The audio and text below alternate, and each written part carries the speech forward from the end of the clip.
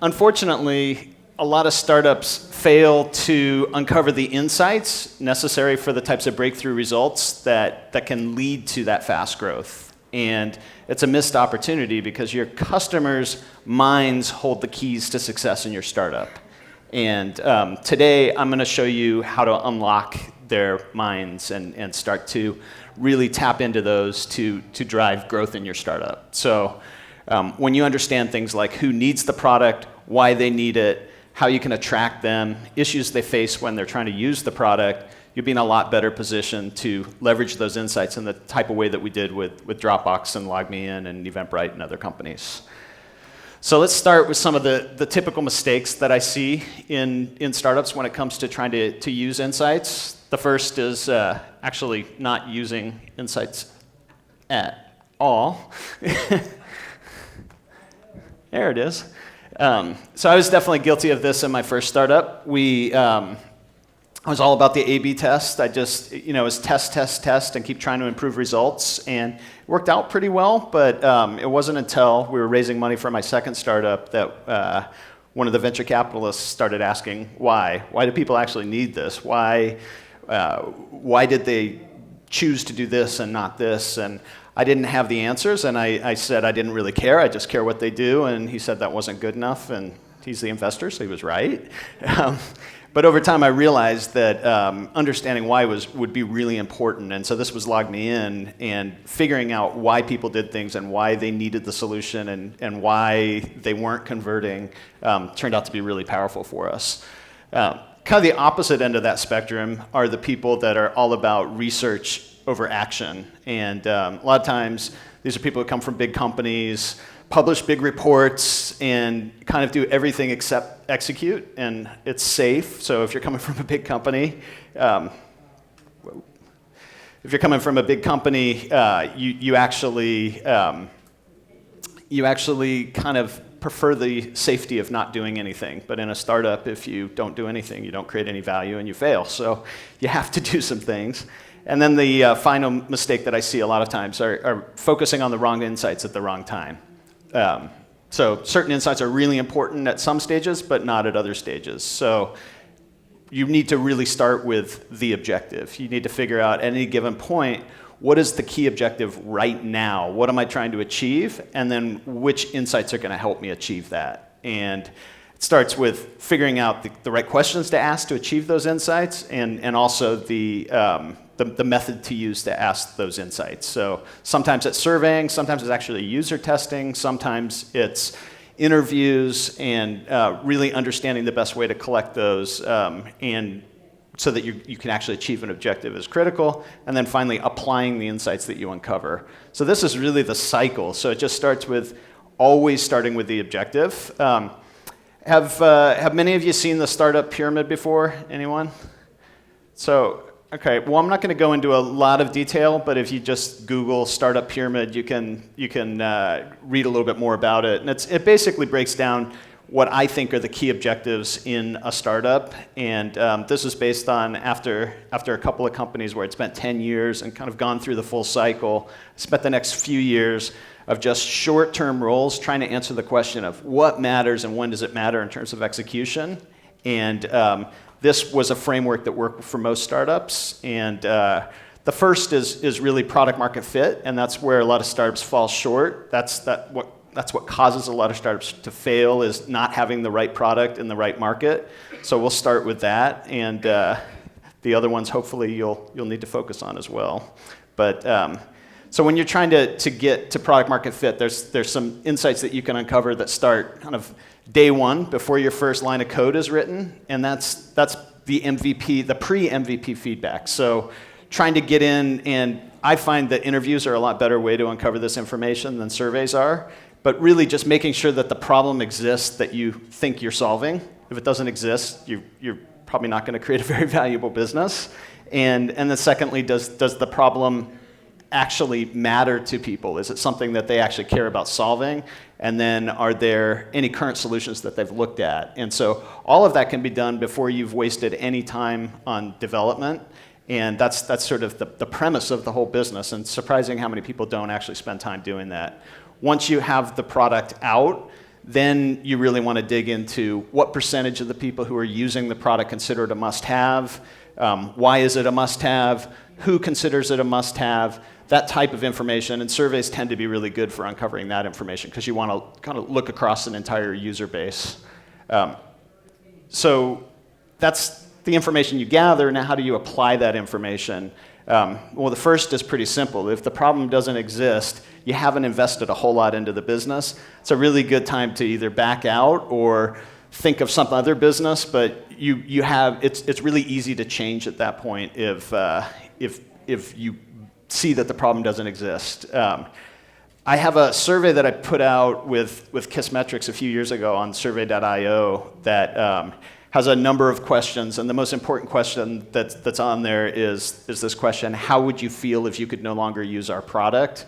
Again, this is, you've put your MVP out, you're asking users on the product how they would feel if they couldn't use it, and if they come back and say, I would be kind of disappointed, I would be somewhat disappointed, then a lot of entrepreneurs look at that and say, yay, we've created value, but if somewhat disappointed equates to it's a nice to have, and it's really hard to build a company on a nice to have product. So what you're really looking for is the people who say, I would be very disappointed without this product. And what I found, I ran this across hundreds of companies, so companies I worked with, companies I didn't work with, and started to see that when companies got to around 40% of their users saying that they'd be very disappointed without the product, those companies actually did pretty well and scaled long term. And companies who fell short of that 40% almost always struggled or eventually failed. So that gives you a bit of a benchmark to aim for. Obviously, if you're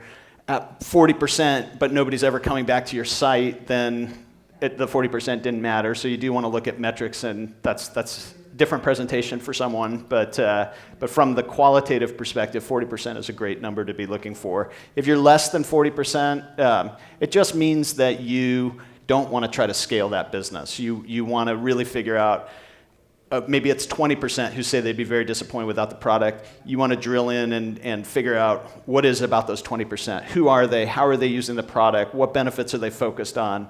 Try to reposition and retarget some of your things, and you may find that you can get it to the 40%. But ultimately, scaling a business that's not ready to be scaled is, according to the Startup Genome Project, that's the number one thing that kills a startup. So you want to make sure that that you're ready to scale, and that 40% is a good benchmark to aim at. So once you've gotten to that point, then you're in a good position to prepare for growth. And this is what I spent a lot of time on. So I would basically look for that 40% in companies like Dropbox and Eventbrite and others. And once I saw that 40%, I knew they had a reasonably good chance of being successful. And then I came in and really helped with this stage of preparing for growth. And so first thing that I would want to do, I'll go through these kind of sub-objectives on the things you can do to prepare for growth, and then some of the insights to do these. So first thing I would do is try to develop an effective promise and hook. So a promise that reflected why a product's a must-have. I'll go into a bit more details, and then a hook that gets people's attention. You want to identify conversion issues with when somebody's trying to come in and use the product. If everybody's kind of falling out of the conversion funnel at step 2, you want to try to understand, one, you want to understand that they're falling out there, and 2, you want to understand why, and that can help to drive, you can use that information to improve. And then you also want to identify the key aha moments, the times when somebody's trying to sign up for the product, they come in and start using it, and they say, oh my God, I get it, this thing seems really valuable. If you can identify those conversion issues and those aha moments and a good promise and hook, you'll be in a pretty good position. So just a couple of the insights to help you with these. The first, questions for developing the promise. What I tend to do here is through interviews or through some open-ended surveys, I get some general ideas of the benefits that people are getting from the product, and I narrow it down to 3 or 4 on a multiple choice question. So what is the primary benefit you've received from this product? And when I see one that's doing really well, so one that say 50% or more of the people are choosing. Then I'm going to read the write-in answers underneath. Why was that benefit important to you? And that really helps me hone into both the benefit the product delivers and why in context that benefit's important to them. So that's a process that hopefully that's enough information to get you started with it. And then developing the hooks. So sometimes the promise doesn't matter to people very much by itself, and so you have to sort of find out, is there already active intent out there? If there's not active intent, then maybe you have to kind of set the intent by calling out the problem. But a couple of ways. So I used to do this, which is I used to ask through email surveys, why did you originally sign up for the service? And that can kind of give you an idea before they actually used it, what they were hoping to get. And now I like to use real-time surveys more while they're on the site, saying, what did you come to the site to do today? Particularly if it's targeted to first-time users, you can really get that intent while they still remember it. But then I'll talk about how you apply these in a second. The conversion issues, these are just some example questions to give you some ideas. Every business is going to be a little bit different, but at LogMeIn, this one was really effective. Why did you register and decide not to download? Fortunately, so with LogMeIn, there was a lot of steps before somebody actually got value from the product. They'd sign up, then they had to download, then they had to install, they had to make sure their firewall was configured, then they had to go to a different computer, they had to figure out how to log in that way, and finally they said, wow, that was worth it. And you can imagine that 98% of the people never got to the wow, that is worth it in the beginning. And so what we wanted to do at kind of each step was identify what were those issues. And this was a really powerful question, just as an open-ended question. Response rate is really low on that, by the way. So if you didn't deliver any value, they're unlikely to respond to a survey in high numbers. But if you can get even 0.5%, you can start to get some ideas on why people aren't converting. Some of the real-time questions that I asked today, is there anything that's preventing you from signing up today? Is there anything that's preventing you from downloading today? And kind of hitting them on those pages. It adds a little bit of friction in the short term to the process, but that qualitative understanding can really help guide how you put messaging and ease of use and other types of things onto the site. A couple other real-time. So by real-time, I'm basically talking about an on-page survey that can be timed kind of maybe 10 seconds after. Kiss Insights does that. That's a product we recently acquired. There's others out there, but it's just this kind of in-the-moment time. And then another one, is there anything that's preventing you from making a purchase today? So that's maybe like after they've tried your product. But out of all of those types of questions, you can start to uncover what's potentially holding people back from converting. And then the aha moments. User testing I find is great for this. If you can get your target users to actually go through a user test, and you can either watch them or record them if they do it online, and while they're using it, if you can get them to the point where you see they're kind of just going through the motions, and then suddenly some of them say, oh my God, I get it, then that's the point that you start to identify, okay, that's the thing that I need to get them to see really early before they give up on this process. You can do it with surveys. I don't think it's as good with surveys, but I've basically taken that initial question that I mentioned earlier, how would you feel if you could no longer use this product? And then I filter I give them a second question that says, which of the following have you done? And if I filter down to people who only did this, what percentage would be very disappointed without it? And usually it's kind of low, low, low, and then finally they do one thing and you sort of see, oh wow, those people, it's like 60%. So that's the point of kind of initial gratification. So how do you tie all these together? It's really through experiments. So you're trying to come up with combination of hooks and promises.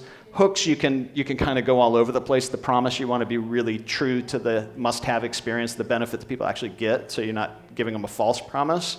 But the hooks, Zobni is a good example, a company that I worked with, that there was not a lot of active intent for Zobni, but what we found was that people really liked that Zobni helped them find things faster in their email, and then that open-ended question that follows that was, They said, why? Because I'm drowning in email. And what we found was a headline that said, drowning in email, question mark, and then find things faster with Zobni really got a much higher conversion rate than some of the other things. So it's just testing a lot of those combinations.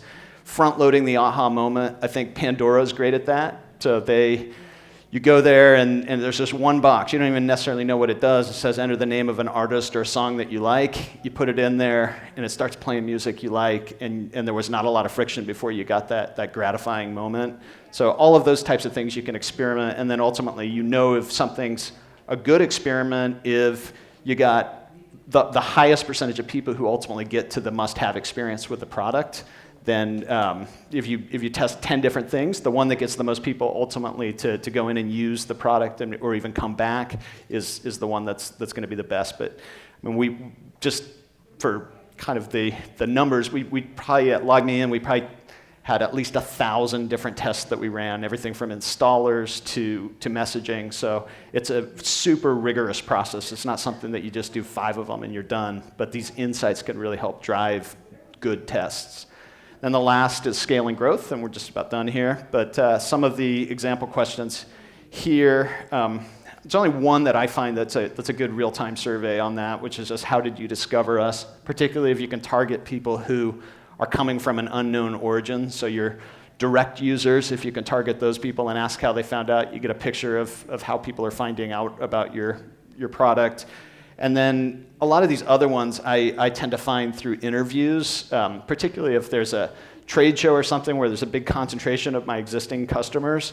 If I can talk to them about, why did they originally decide to try the product, what did they use before, if the product wasn't available, what would they use, how does it fit into their workflow? A lot of these types of questions lead to follow-on questions, so that's why a conversation is much better than a survey. But the more of those types of engagements that I have, the more that I come up with those big ideas that can really make a difference in growing the business, and I figure out what's the best context to reach people. Are they coming from a different solution, or it's just the first type of solution they're coming into, and that all those things kind of control how you connect with them and how you message them. And so just in summary, start with the objective, uncover the relevant insights for achieving that objective, and then apply the insights to testing, and just plan on doing a lot of rapid iteration testing. So that's it.